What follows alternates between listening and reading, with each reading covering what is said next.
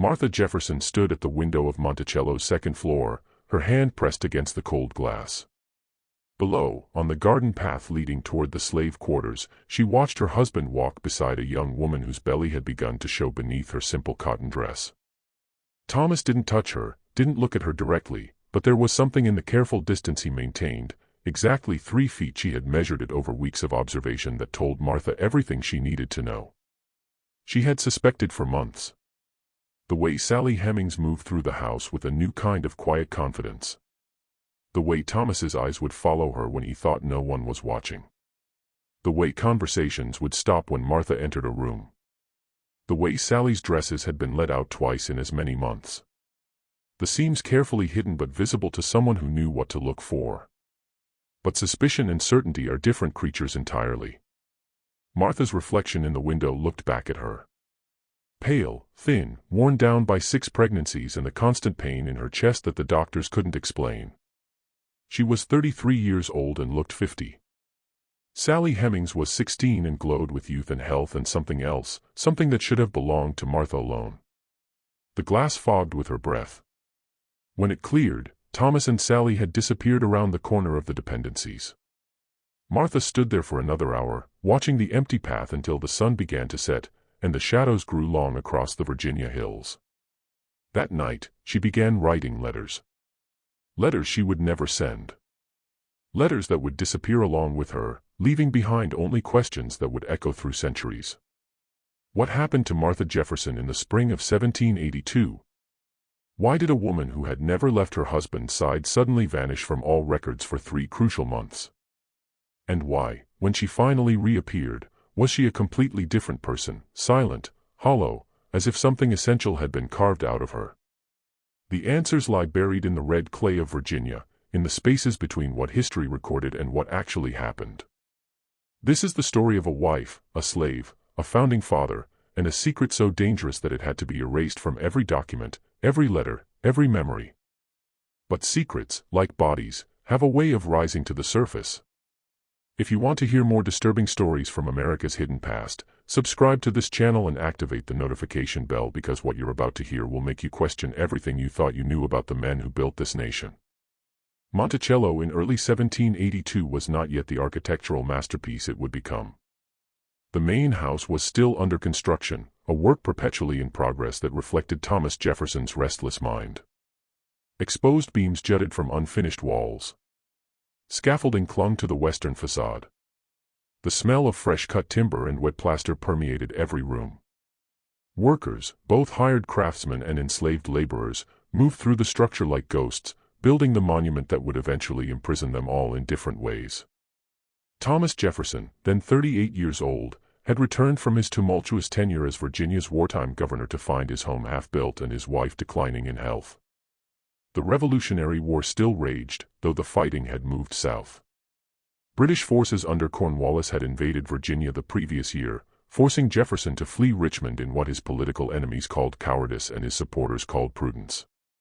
The experience had left him shaken, eager to retreat into private life and the intellectual pursuits that had always been his true passion.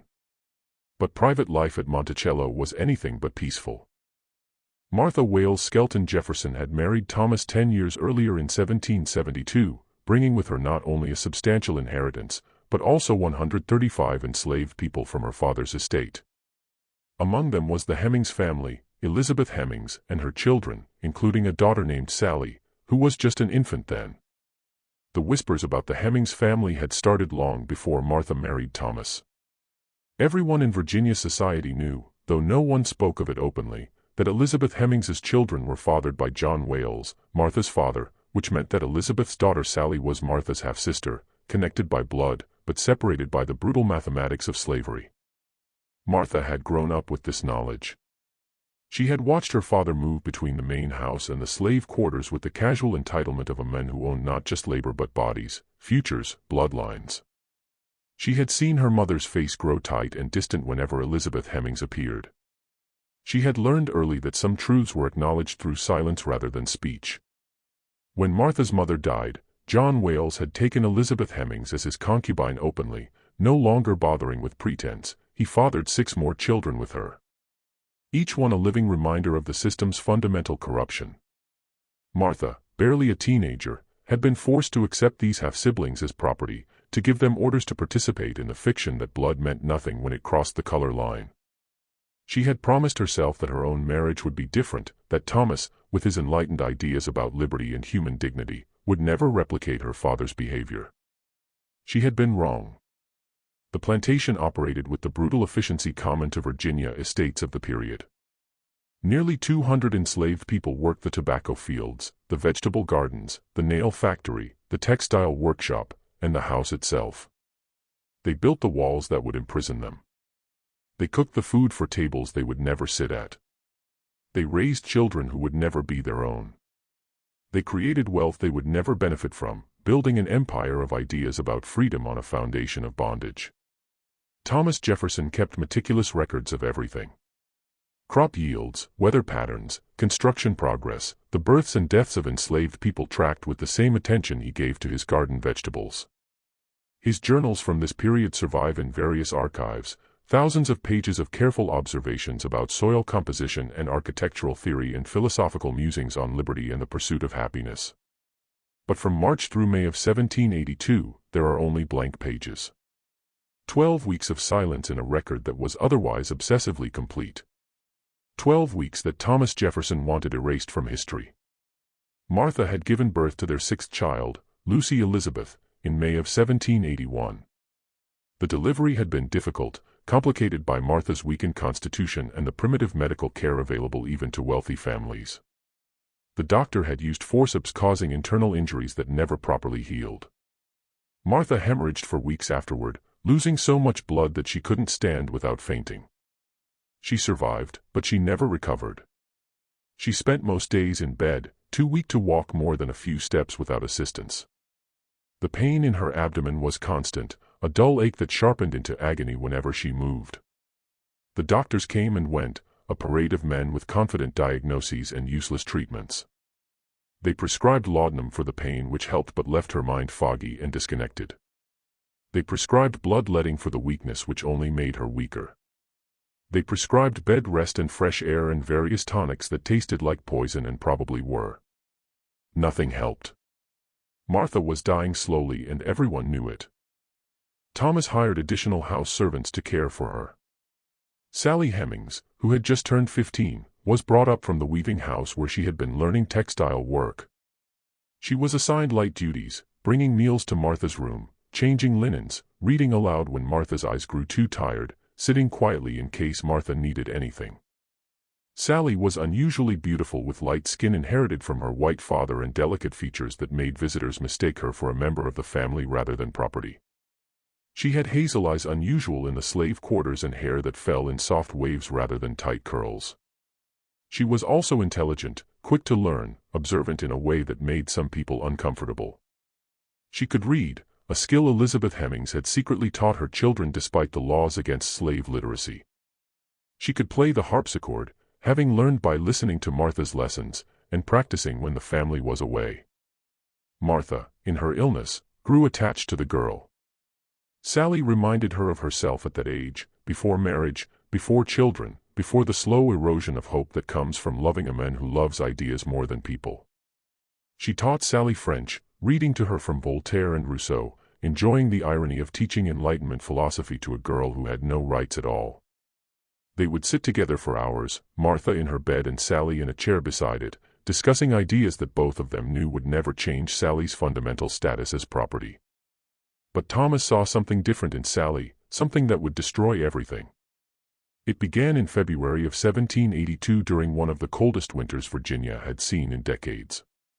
Ice formed on the inside of windows, creating crystalline patterns that looked like frozen flowers. The James River froze solid for the first time in living memory, thick enough that people walked across it.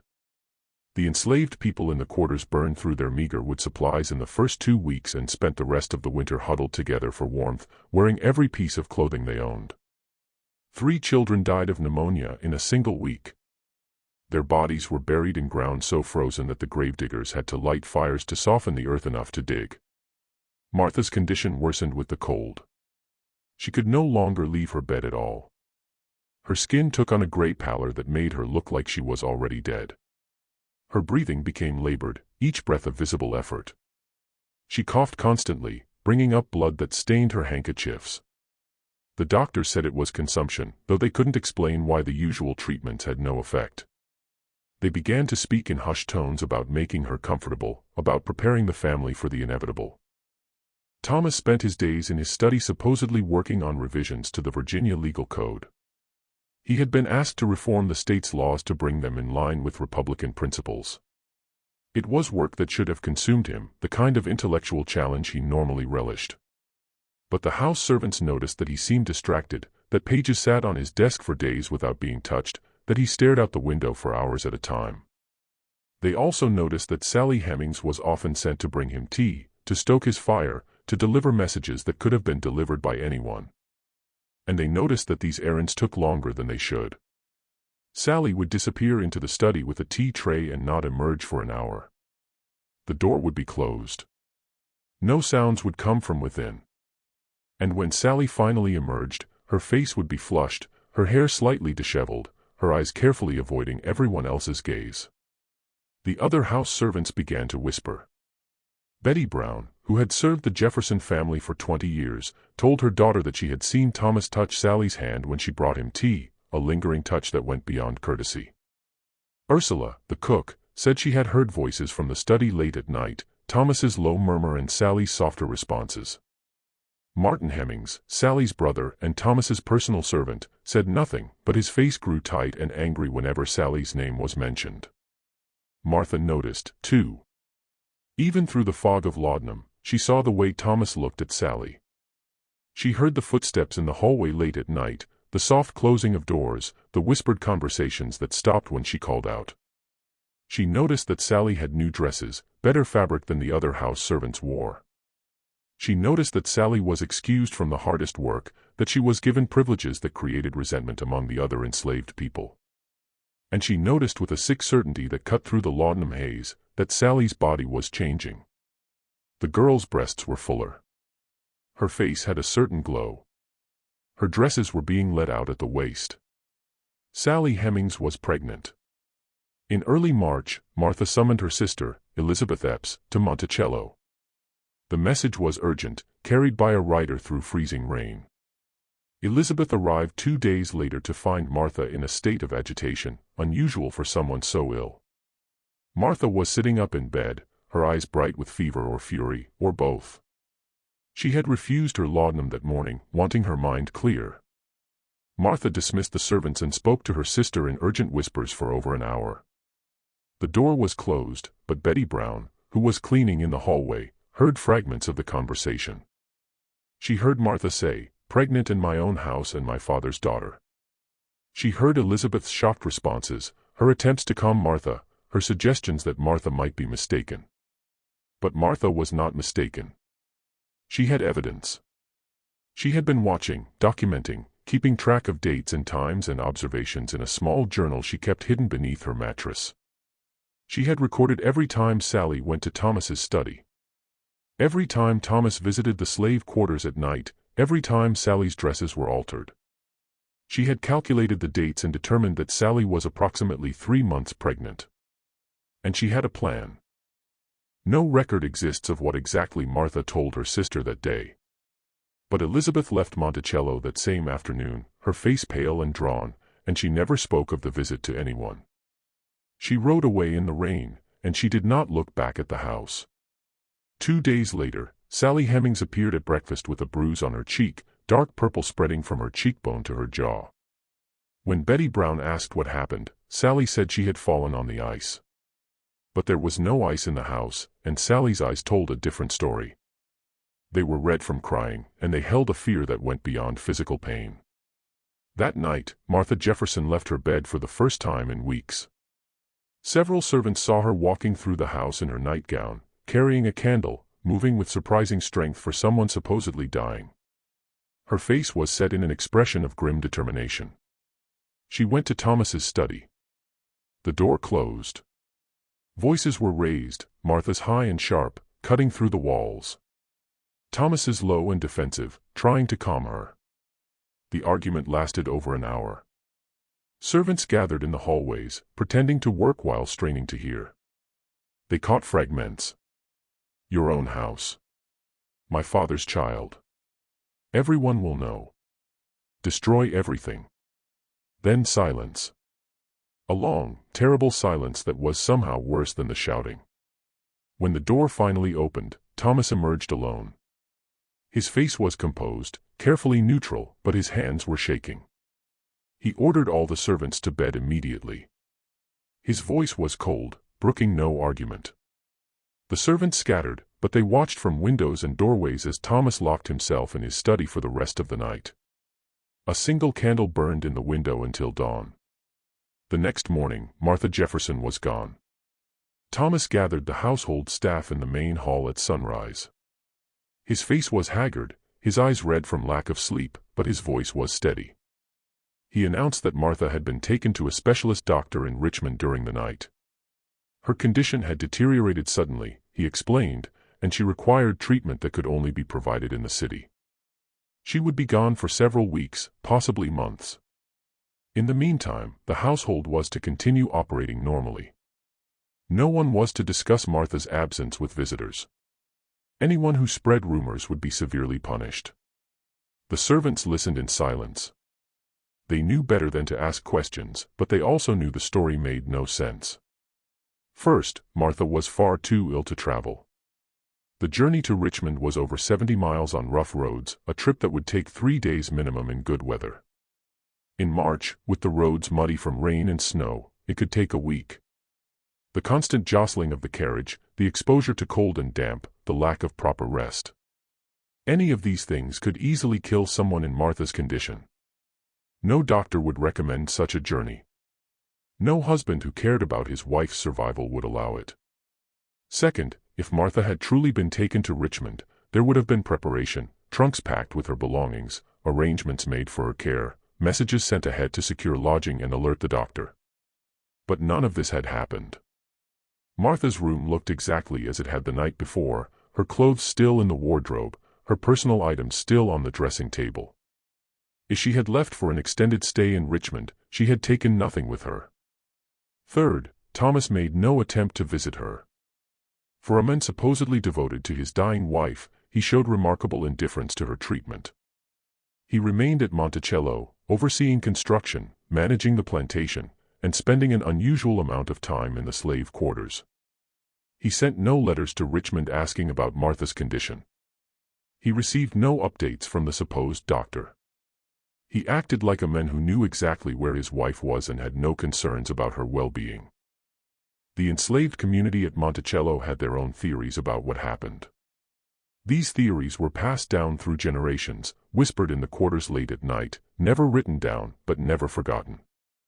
They were shared in the careful code that enslaved people developed for discussing dangerous truths, oblique references, meaningful silences, stories that seemed to be about other people but were really about the masters. They said Martha had discovered the truth about Thomas and Sally. They said she had confronted him with evidence that could destroy his reputation, a man who wrote about liberty while forcing himself on an enslaved girl who was his wife's half-sister. They said Thomas had been forced to choose between his reputation and his wife. And they said he had chosen his reputation. But where was Martha? If she hadn't gone to Richmond, where had she been taken? And why did Thomas go to such lengths to conceal her location? The answer lay in a place that no longer appears on any map, a place that was deliberately erased from history along with Martha herself. Approximately 30 miles west of Monticello, deep in the mountains that formed the spine of Virginia, there was a small settlement called Shadwell Mills. It had been founded by Peter Jefferson, Thomas's father, in the 1740s as a commercial venture. The settlement consisted of a grist mill powered by a fast-moving creek, a few outbuildings for storage and equipment, and a stone house set back from the road on a small rise. The house was substantial, built to last, with thick walls of local fieldstone and a slate roof that could withstand the harsh mountain winters. It had been intended as a residence for the mill manager, but the mill had never been profitable. The settlement was too remote, too difficult to reach, too far from the main trade routes. By 1760, the mill had been abandoned. The outbuildings fell into disrepair. The stone house stood empty, slowly being reclaimed by the forest. Thomas inherited the property when his father died, but he rarely visited it. The house was isolated, surrounded by dense forest, accessible only by a narrow path that was often impossible in winter and spring. There were no neighbors within 5 miles. The nearest town was a 2-day ride away. It was the kind of place where a person could disappear completely, where screams would be swallowed by the forest, where no one would ever know what happened behind those thick stone walls. In March of 1782, smoke was seen rising from the stone house's chimney for the first time in years. A local hunter named William Crawford, tracking deer through the mountains, noticed it and thought it strange. He approached cautiously and saw that the house had been recently occupied. The windows had been shuttered from the inside. Fresh firewood was stacked by the door. A carriage stood in what had once been a yard now overgrown with weeds. Crawford watched from the tree-lean for over an hour. He saw 2 enslaved men from Monticello. He recognized them from having sold game to the plantation, carrying supplies into the house, water from the creek, firewood, a basket that looked like it contained food. They moved with the careful efficiency of men performing an unpleasant duty, their faces set in expressions of grim determination. Then Crawford heard something that made his blood run cold. A woman's voice, high and desperate, screaming from inside the house. The words were indistinct, but the anguish was unmistakable. The scream went on, rising in pitch until it cut off abruptly as if someone had covered the woman's mouth. The 2 enslaved men stopped what they were doing. They looked at each other, their faces carefully blank. Then they finished unloading the supplies and left, driving the carriage back down the narrow path toward Monticello. Crawford waited until they were gone, then approached the house. He tried to look through the shuttered windows, but they were sealed tight. He tried the door, but it was locked from the outside, a heavy padlock that would require a key to open. He called out, asking if anyone needed help, but received no response. He rode into the nearest town and mentioned what he had seen to a friend at the tavern. The friend, a man named Robert Hughes, who had business dealings with Jefferson, told Crawford that he must have been mistaken. There was no one at Shadwell Mills. The property had been abandoned for years. Perhaps Crawford had seen squatters, or perhaps the isolation of the mountains had played tricks on his mind. But Crawford knew what he had seen, and he knew what he had heard. A woman was being held in that stone house against her will, and everyone seemed determined to pretend it wasn't happening. Within a week, rumors were spreading through Albemarle County. People whispered that Thomas Jefferson was keeping his wife prisoner in the mountains. They said Martha had gone mad and had to be restrained for her own safety. They said she had tried to kill herself and was being prevented from trying again. They said she had discovered something about Thomas that he couldn't allow her to reveal. Thomas moved quickly to suppress the rumors. He visited Robert Hughes personally and suggested that spreading false stories about a governor's family could be considered sedition, a serious crime in wartime Virginia. He reminded Hughes that he had the power to make life very difficult for people who worked against him. Hughes understood the message and stopped talking about Shadwell Mills. Thomas also visited the tavern where Crawford had first mentioned the stone house. He spoke to the owner, a man named Samuel Porter, and made it clear that he would appreciate Porter's discretion. He didn't threaten directly. Thomas Jefferson was too sophisticated for crude threats, but he mentioned that he was reviewing the tavern licenses in the county and that some establishments might not meet the new standards he was considering. Porter got the message. When Crawford came back to the tavern and tried to talk about what he had seen, Porter told him to keep quiet. He said that some things were better left alone, that powerful men had long memories, that a hunter who wanted to keep hunting on Jefferson's land should learn when to keep his mouth shut. Crawford was offered a generous payment, £50, more money than he could make in a year, to leave Virginia and start fresh in Kentucky. The money came from Thomas Jefferson's personal account, though the transaction was handled through an intermediary, so there would be no direct connection. Crawford accepted. He left Virginia in April of 1782 and was never heard from again. Whether he actually made it to Kentucky or whether he met with an accident along the way, no one knows. The 2 enslaved men who had been stationed at Shadwell Mills, Jupiter Evans and George Granger, were sold to a plantation in Georgia within a month of Martha's disappearance. The sale was unusual because both men were skilled workers valuable to the plantation and had families at Monticello. Selling them meant breaking up families, separating husbands from wives and fathers from children, which Thomas Jefferson publicly claimed to avoid whenever possible. But Jupiter and George knew what had happened in that stone house. They had seen Martha Jefferson in her captivity. They had heard her screams and her pleas. They had been forced to participate in her imprisonment, bringing her food and water and firewood, maintaining the fiction that she was being cared for when she was really being broken. They were sent 1,000 miles away to a place where no one would believe their stories even if they dared to tell them. They were separated from everyone they knew, isolated in a new and hostile environment. Their knowledge buried with them. Jupiter died in 1790, killed in an accident at the Georgia plantation. George lived until 1808, but he never spoke about his time at Shadwell Mills. The knowledge died with him, or so Thomas Jefferson believed. But one person knew the truth. One person had been there at Shadwell Mills during those first terrible weeks. One person had seen Martha in her captivity, had heard her accusations and her threats, had witnessed the systematic destruction of a woman's mind and spirit. Sally Hemings knew, and Sally Hemings was pregnant with Thomas Jefferson's child. By April, Sally's condition could no longer be hidden. Her belly swelled beneath her dresses, visible to anyone who looked. The other enslaved women in the house began to whisper among themselves, their voices carrying a mixture of sympathy and resentment. Some felt sorry for Sally.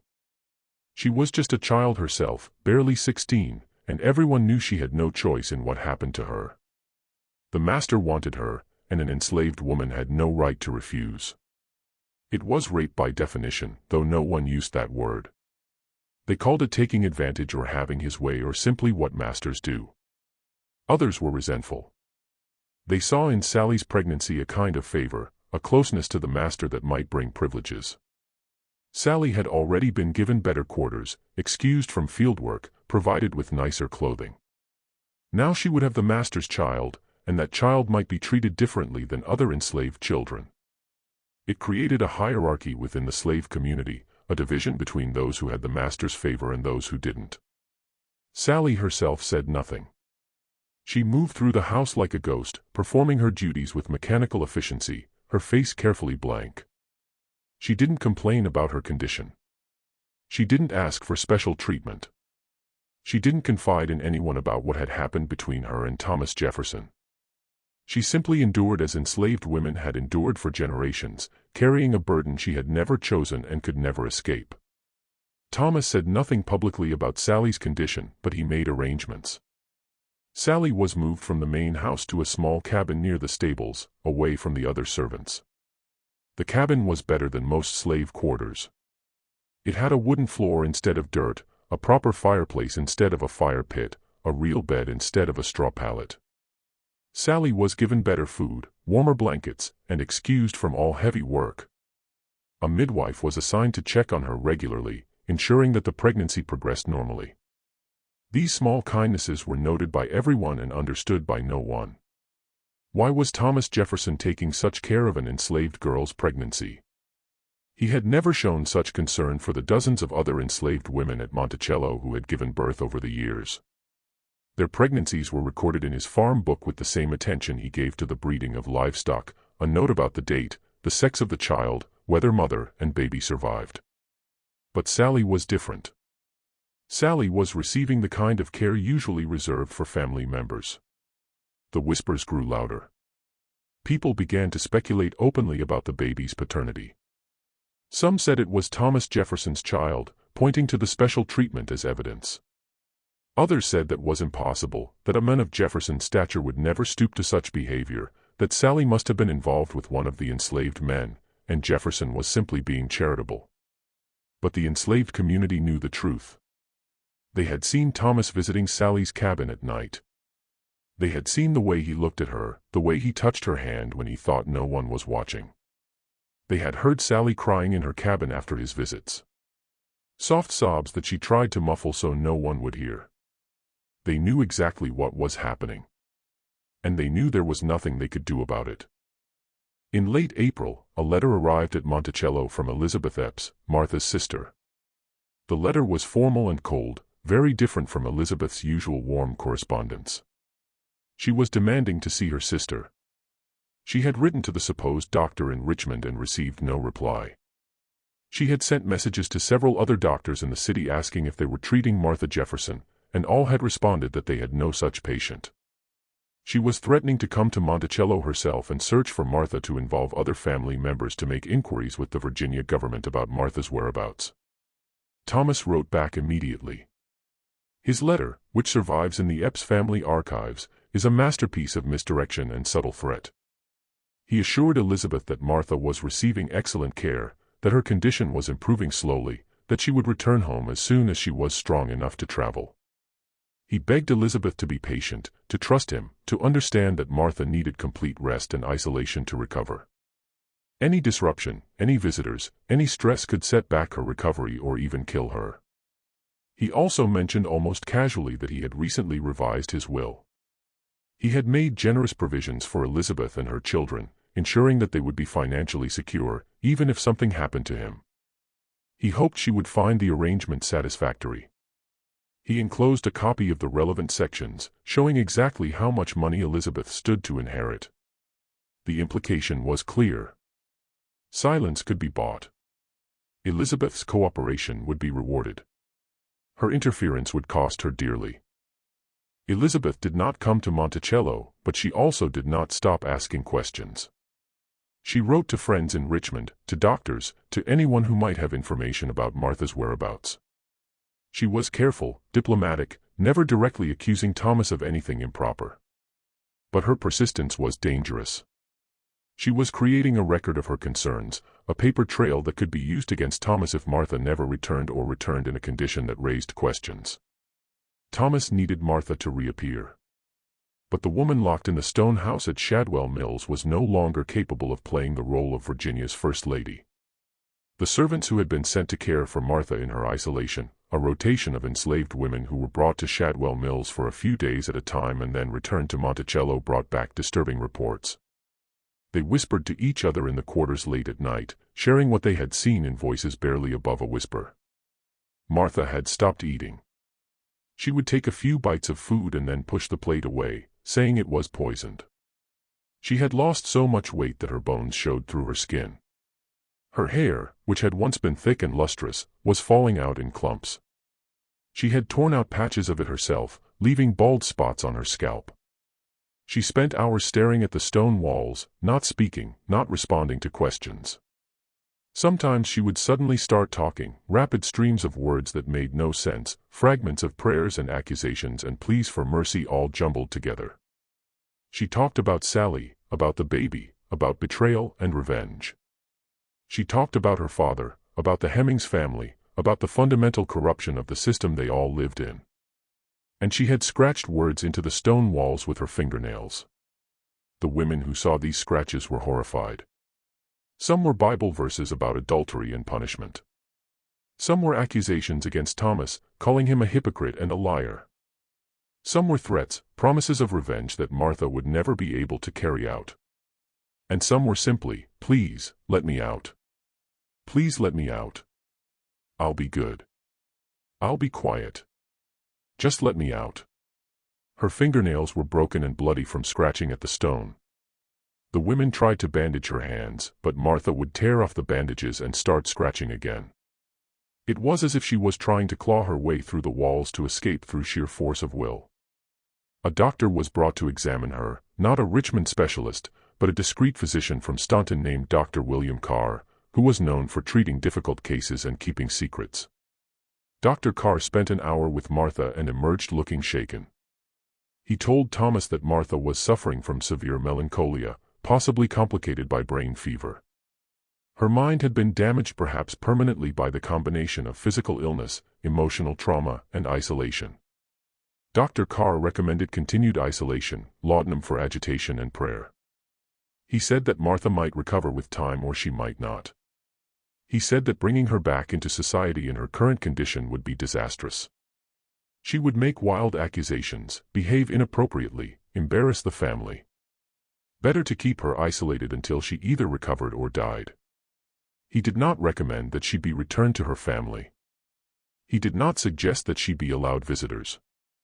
He did not question why a woman supposedly receiving medical treatment was being kept locked in an abandoned house in the mountains rather than in a proper hospital or sanatorium. Dr. Carr was paid £100 for his consultation and his silence.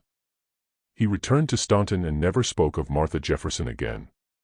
When he died in 1795, his personal papers were burned by his widow, who said only that her husband had treated many patients whose privacy needed to be protected even after death. But Thomas had no choice. Elizabeth's questions were attracting attention. Other family members were beginning to ask why they hadn't heard from Martha in months. Visitors to Monticello were commenting on her absence, expressing concern, offering to help. The fiction of the Richmond doctor was becoming impossible to maintain. Someone would eventually go to Richmond and search for Martha themselves, and when they found no trace of her, the questions would become accusations. In mid-May, Thomas made a decision. Martha would return to Monticello, but she would return changed, broken, incapable of telling anyone what had happened to her.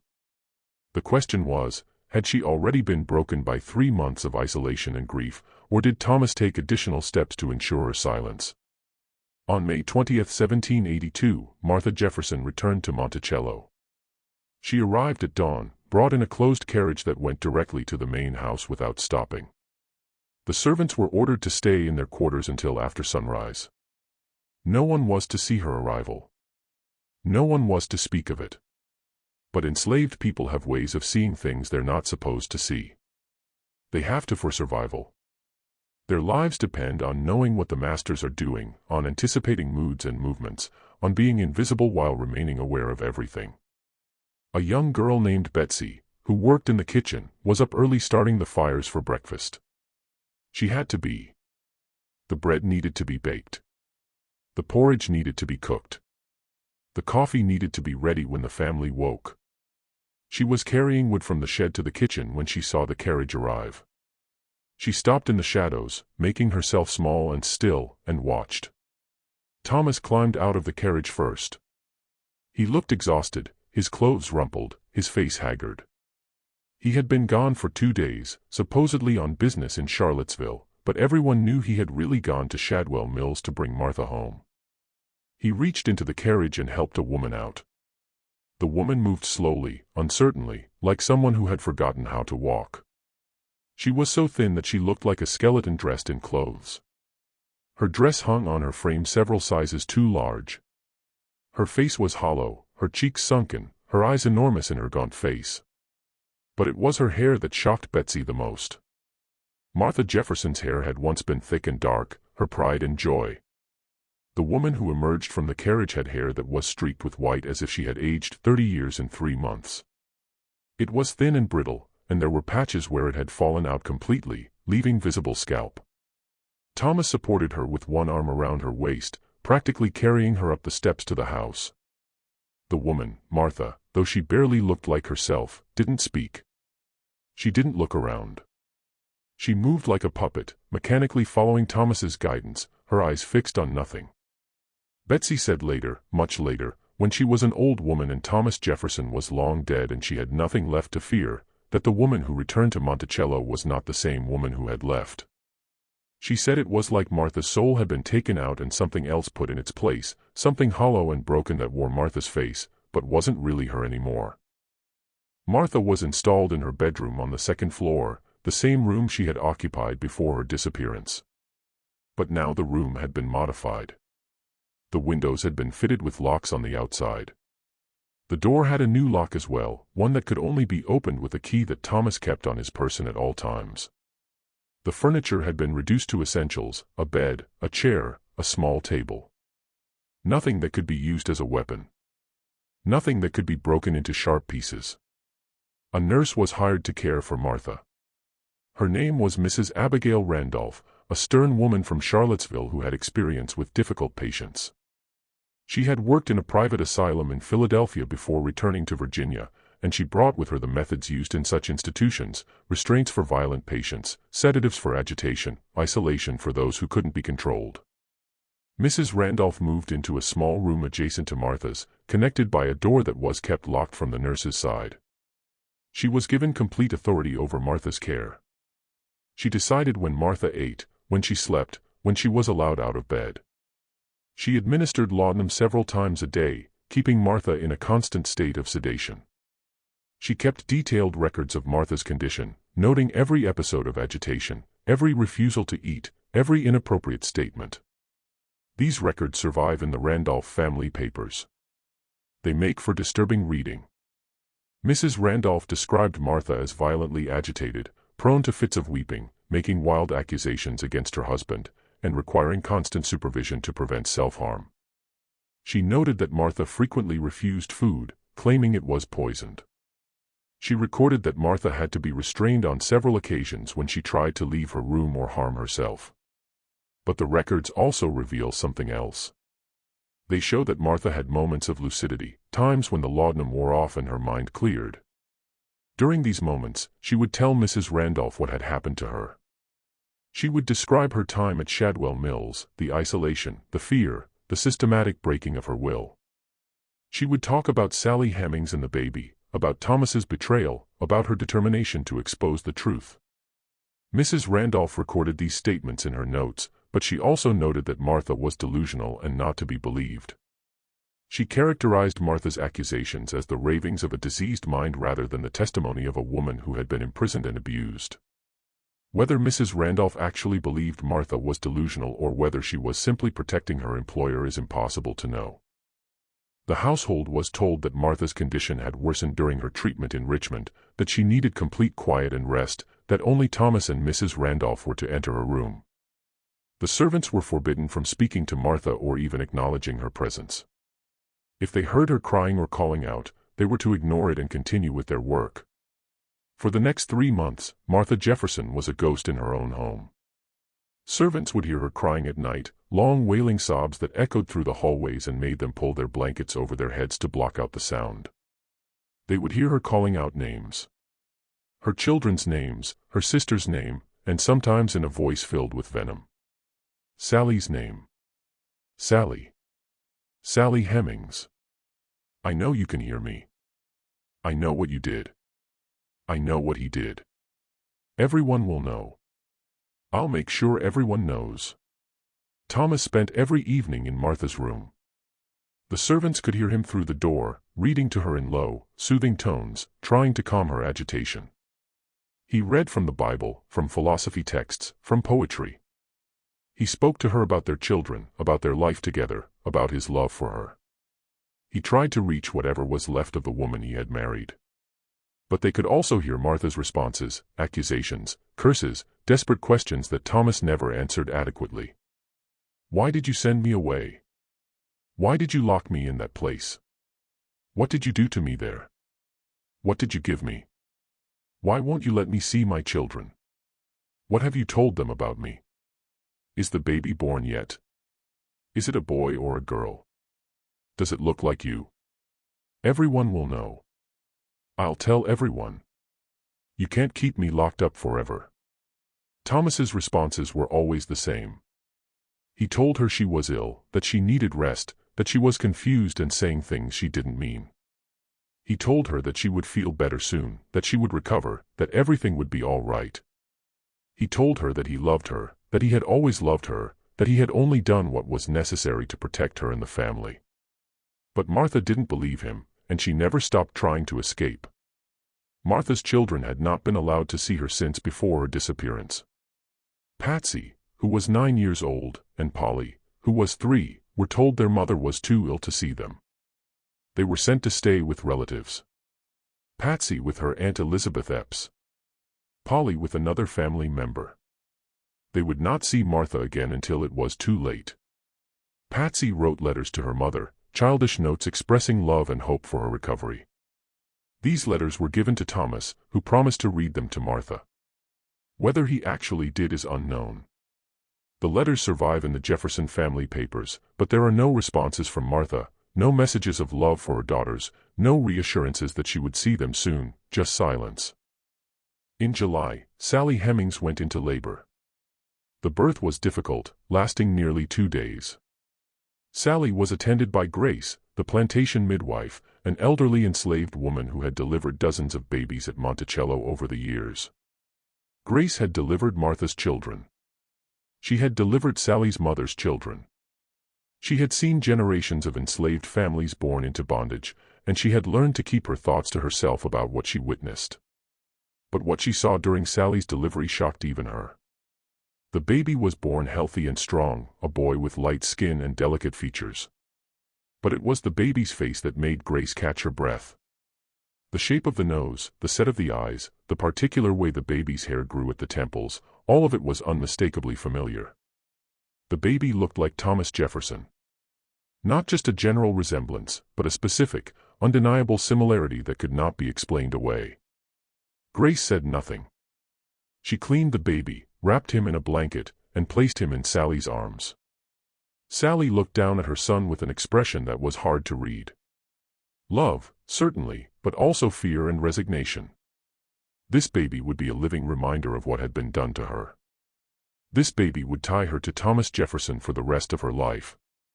Sally named her son Thomas, though everyone called him Tom. The baby was healthy and strong, and Sally recovered quickly from the birth. She was young and resilient, her body bouncing back from the trauma of childbirth with the ease of youth. Thomas visited the cabin once the day after the birth. He stayed for less than 5 minutes. He looked at the baby, said nothing, and left. He never held his son.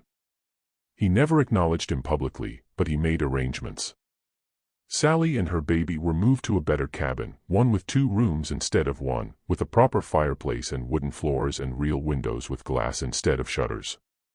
Sally was given a small allowance, a few coins each month, unheard of for an enslaved person. She was provided with better clothing, better food, better everything.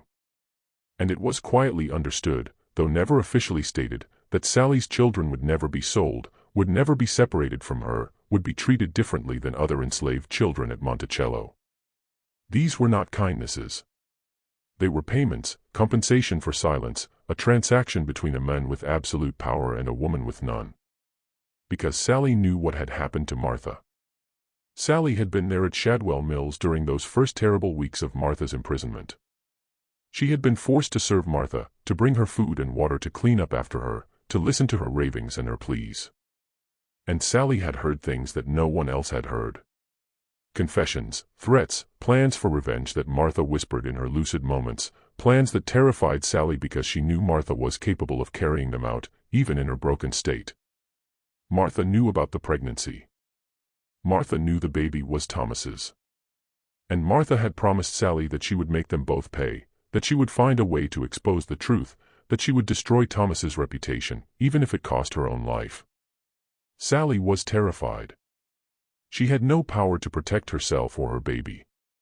She was completely dependent on Thomas's goodwill, and she knew that goodwill could evaporate at any moment. She had seen what Thomas did to Martha when Martha became inconvenient. What would he do to Sally if she became a threat? So Sally stayed quiet. She accepted the better cabin and the small allowance and the promises about her children. She played the role of the grateful slave, the willing mistress, the woman who had no complaints about her situation.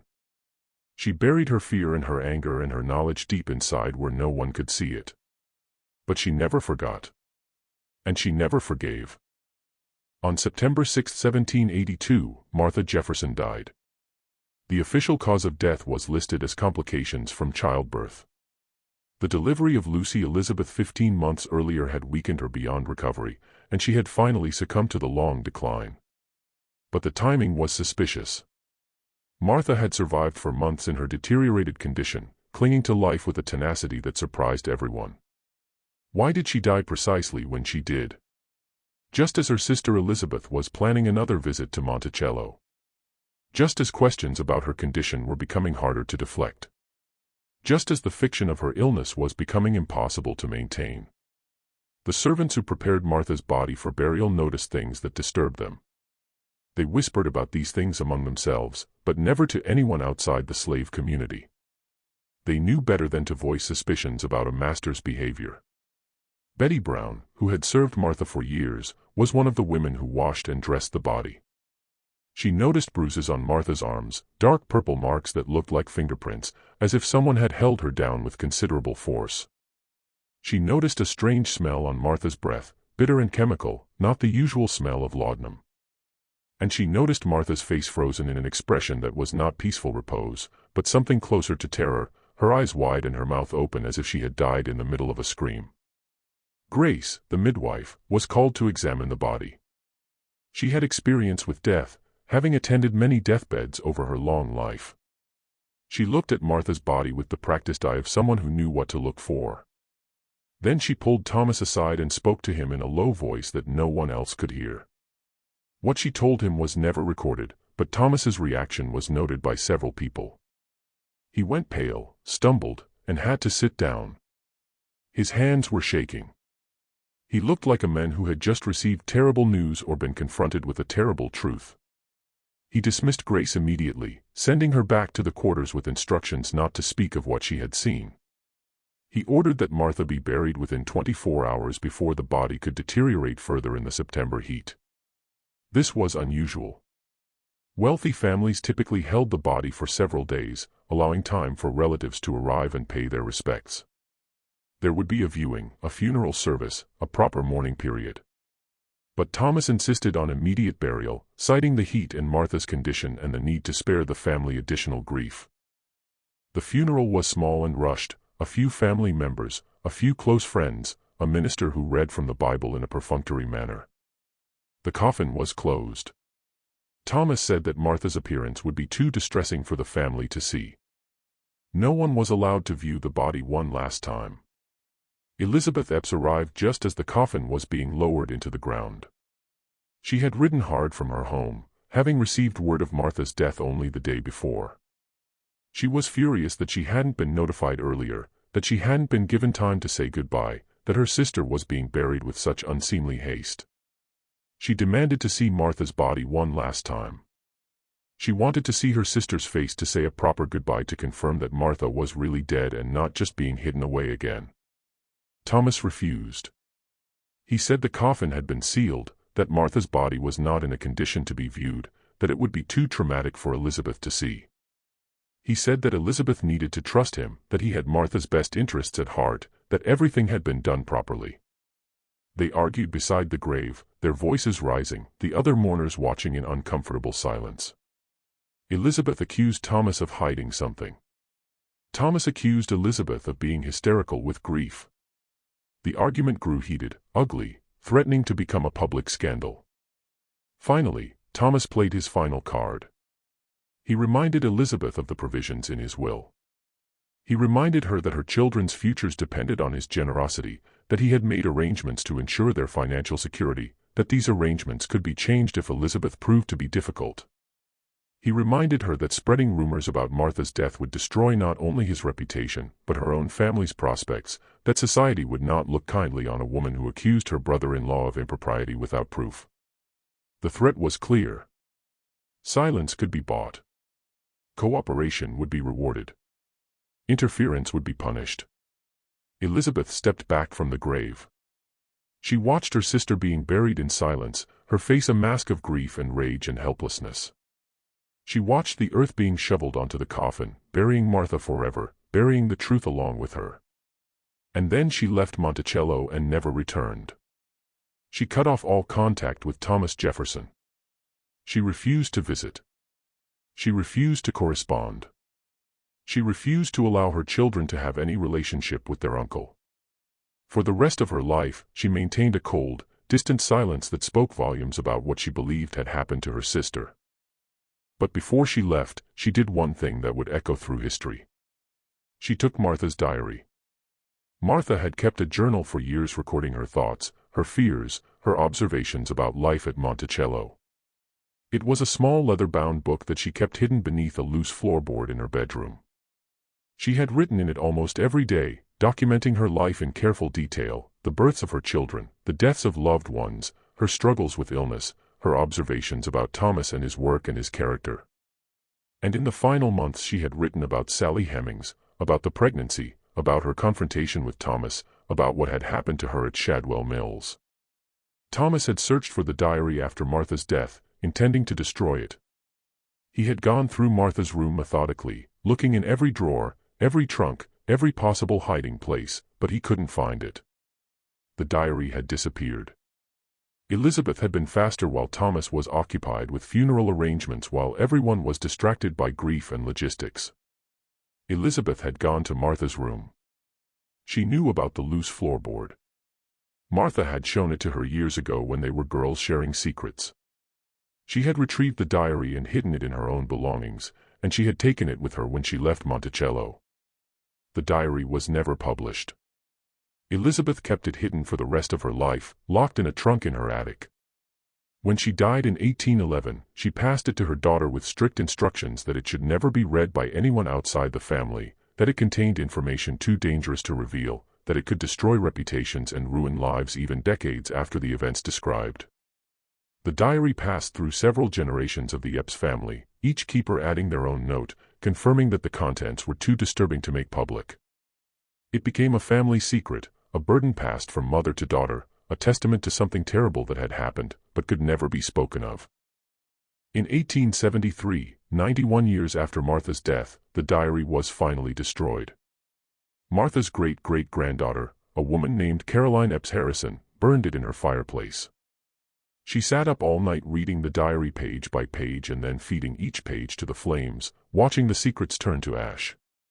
But before she burned it, she wrote a letter to her sister describing what she had found. That letter survived. It's now in a private collection held by descendants of the Epps family, never displayed publicly, never discussed in official Jefferson scholarship. Access to it is restricted, and researchers who request to see it are usually denied. But a few historians have been allowed to read the letter under strict conditions of confidentiality. They report that it contains allegations so disturbing that they cannot be published even now more than 2 centuries after the events described. The letter mentions Shadwell Mills. It mentions Sally Hemings and the baby. It mentions things that were done to Martha during her imprisonment, methods used to break her will and ensure her silence.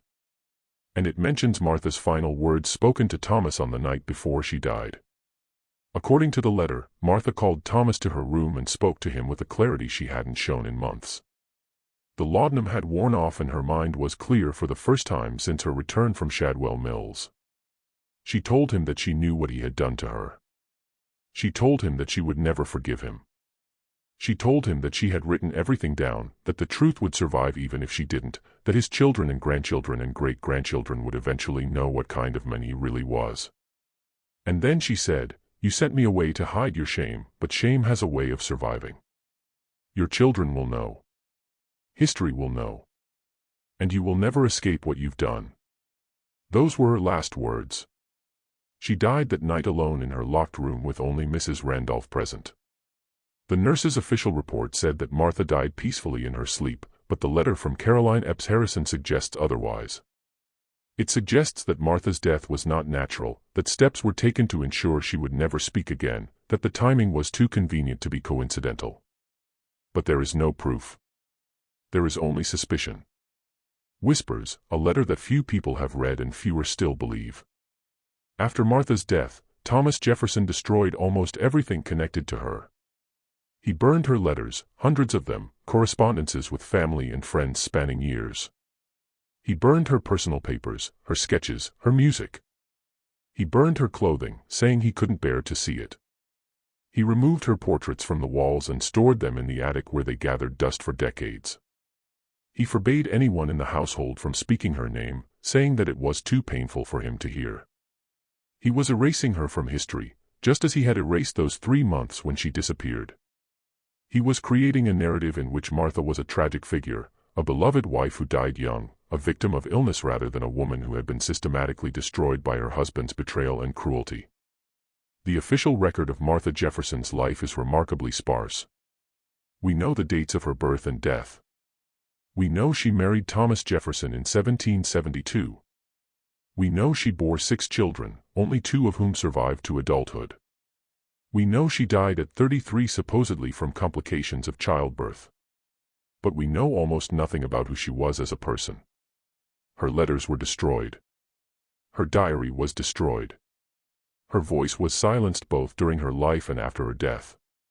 She exists in history as a shadow, a footnote in the story of a great man, a wife who had the misfortune to die young and leave her husband free to pursue his destiny. Sally Hemings remained at Monticello for the rest of Thomas Jefferson's life. She bore him 6 children in total, though only 4 survived to adulthood. The children were named Beverly, Harriet, Madison, and Eston. They all had light skin, light enough to pass for white, and they all bore a striking resemblance to Thomas Jefferson. Thomas never acknowledged them publicly. He never freed Sally during his lifetime, but he made provisions for her children in his will, freeing them when they came of age. Beverly and Harriet were allowed to run away in their early 20s, disappearing into white society and never looking back. Madison and Eston were formally freed after Thomas's death. Sally herself was never formally freed. Instead, she was allowed to walk away after Thomas died in 1826, a legal fiction that gave her freedom without the official documentation that might raise questions about why she, alone among hundreds of enslaved people, received this privilege. She lived with her sons Madison and Eston in Charlottesville until her death in 1835. She never spoke publicly about her relationship with Thomas Jefferson. She never gave interviews, never wrote a memoir, never confirmed or denied the rumors that had followed her for decades. She maintained a dignified silence that protected her children and preserved what little privacy she had. But she told her children stories. She told them about their father, about life at Monticello, about the complicated reality of being enslaved by the men who fathered your children. She told them about Martha Jefferson, about what had happened in 1782, about the terrible price Martha paid for discovering the truth.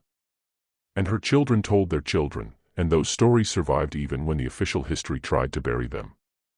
The Hemings descendants maintained for generations that they were descended from Thomas Jefferson, that Sally Hemings had been his concubine, that the relationship had begun when Sally was just a teenager and had continued for decades.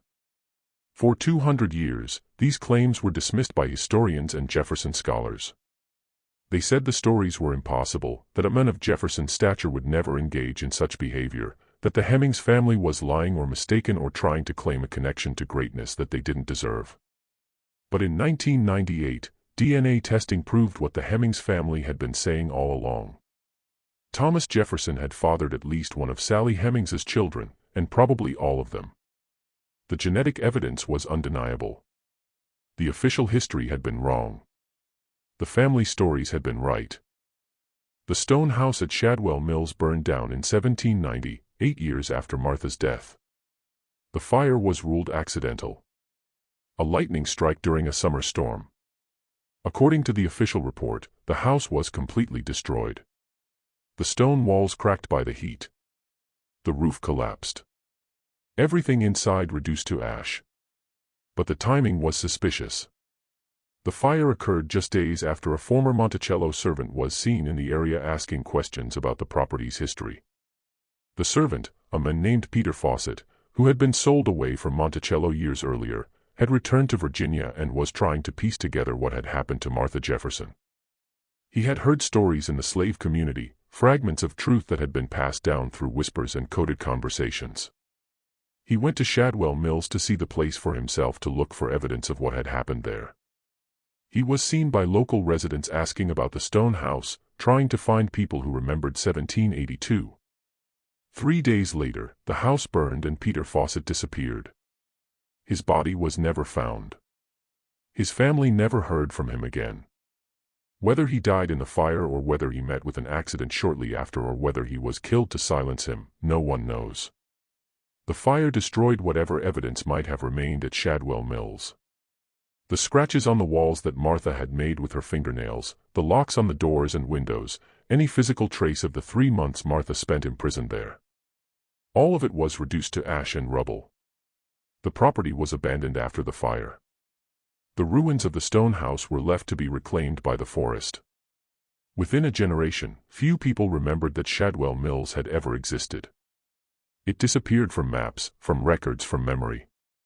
Another piece of evidence erased. Another chapter of the story buried. Thomas Jefferson went on to become the 3rd President of the United States, serving from 1801 to 1809. He wrote eloquently about liberty and equality while owning over 600 human beings during his lifetime. He spoke of the evils of slavery while fathering children with an enslaved woman who had no legal right to refuse him. He championed education and enlightenment while systematically destroying evidence of his own crimes. He lived to be 83 years old, dying on July 4, 1826, exactly 50 years after the signing of the Declaration of Independence. His death was celebrated as the passing of a founding father, a philosopher, president, one of the great men who shaped America's ideals. He was mourned across the nation. Eulogies praised his intellect, his vision, his contributions to American democracy. No one mentioned Martha. No one mentioned Sally. No one mentioned the 3 months in 1782 when a woman disappeared and returned broken. No one mentioned the stone house in the mountains where terrible things happened. No one mentioned the diary that was hidden and eventually burned. No one mentioned the truth that had been so carefully buried. Thomas Jefferson took his secrets to the grave. And for 200 years, those secrets stayed buried. But secrets don't die as easily as people. They linger in the spaces between official records. They survive in family stories and whispered rumors and letters that are read once and then hidden away. They persist in the DNA that connects descendants across centuries. They emerge in the gaps and silences of the historical record, in the questions that historians can't answer, in the documents that were destroyed and the voices that were silenced. Martha Jefferson vanished for 3 months in 1782. The official record says she was receiving medical treatment in Richmond, but the official record is a lie carefully constructed by a man who understood that history is written by those with the power to control the narrative. The truth is darker and more human. Martha discovered her husband's relationship with an enslaved girl who was her own half-sister. She confronted him with evidence of Sally's pregnancy. And Thomas, faced with a choice between his wife and his reputation, chose to remove Martha from society until she could be broken into silence. What happened in that stone house during those 3 months? What methods were used to transform a strong-willed woman into the hollow ghost who returned to Monticello? Did Thomas visit her there? Did he explain, justify, apologize, or did he simply leave her in isolation until her mind shattered under the weight of betrayal and imprisonment? We will never know for certain. The people who could have told us are long dead, and the records that might have revealed the truth were systematically destroyed. The stone house burned. The diary burned. The witnesses were sold away or silenced or disappeared. Every piece of evidence was carefully eliminated. Every voice that might have spoken the truth was suppressed. But we know this. Martha Jefferson died at 33. Her health destroyed, her spirit broken, her story erased. Sally Hemings lived to be 62, bearing the children of the men who had imprisoned her mistress, carrying secrets that she would never fully reveal. And Thomas Jefferson lived to be 83. Celebrated as a founding father, his reputation intact, his crimes forgotten. History remembers him as the author of the Declaration of Independence, the champion of liberty, the philosopher-president who shaped America's ideals. His face is carved into Mount Rushmore. His memorial stands in Washington, D.C. His words are quoted in every discussion of American values and democratic principles. History has forgotten Martha Jefferson almost entirely. She exists in the record as a footnote. A wife who died young, a tragedy that humanized the great men. Most people don't even know her name. Most biographies of Thomas Jefferson devote only a few pages to her, focusing on her death rather than her life, treating her as a plot point in his story rather than a person with her own story to tell. But Martha was not a footnote. She was a woman who discovered a terrible truth and paid for that discovery with her freedom, her sanity, and ultimately her life. She was a woman who tried to fight back against a system that gave her husband absolute power over her body, her children, and her fate. She was a woman who refused to stay silent, who wrote down the truth, even knowing it might never be read. Who promised that history would eventually know what had been done to her. She was a woman who vanished, not into death, but into something worse, into deliberate erasure, into the blank pages of her husband's journal, into the silence that powerful men impose when the truth becomes inconvenient. The baby Sally bore in July of 1782, the boy named Thomas, died in infancy. The official record says he died of whooping cough, a common childhood disease. But the timing is notable. The child died in late September, just weeks after Martha returned to Monticello during the period when Martha was heard screaming threats and accusations through the night. Did Martha find a way to strike back at Sally to punish the girl who had replaced her in her husband's affections? Did she use what little power she had left to harm the baby to take revenge on the living symbol of her husband's betrayal? Or did Thomas remove the evidence of his crime, sacrificing his own child to protect his reputation, to eliminate the most visible proof of his relationship with Sally? We don't know. We can never know. The people who could tell us chose silence, chose survival, chose to bury the truth so deep that it would take centuries to unearth even fragments of it. But the questions remain. They echo through the halls of Monticello, through the pages of history books that tell only part of the story. Through the DNA evidence that finally in 1998 confirmed what Sally Hemings' descendants had been saying for 200 years. Thomas Jefferson fathered children with an enslaved woman. He used his power to control her, to silence her, to ensure that she could never tell the full truth about their relationship. He used that same power to control his wife, to imprison her, to break her when she threatened to expose him. And before Sally, there was Martha. Martha who knew. Martha who confronted him. Martha who disappeared for 3 months and returned as a broken shell of herself. Martha, who died under suspicious circumstances just when her continued existence was becoming inconvenient. Martha who was erased from history as thoroughly as if she had never existed. The red clay of Virginia holds many secrets. The foundations of Monticello were built by enslaved hands, and those hands buried truths that were never meant to surface. The house stands today as a monument to Thomas Jefferson's genius, a UNESCO World Heritage Site visited by hundreds of thousands of people each year. Tour guides speak of Jefferson's architectural innovations, his intellectual achievements, his contributions to American democracy. They mention Sally Hemings now briefly, acknowledging the relationship that was denied for so long. They talk about the complexity of Jefferson's legacy, the contradiction between his words about freedom and his actions as a slaveholder. They present it as a historical puzzle, a philosophical dilemma, an interesting footnote to a great man's story. But they don't talk about Martha. They don't talk about the 3 months she disappeared. They don't talk about the stone house in the mountains where she was held prisoner. They don't talk about the diary that was hidden and burned.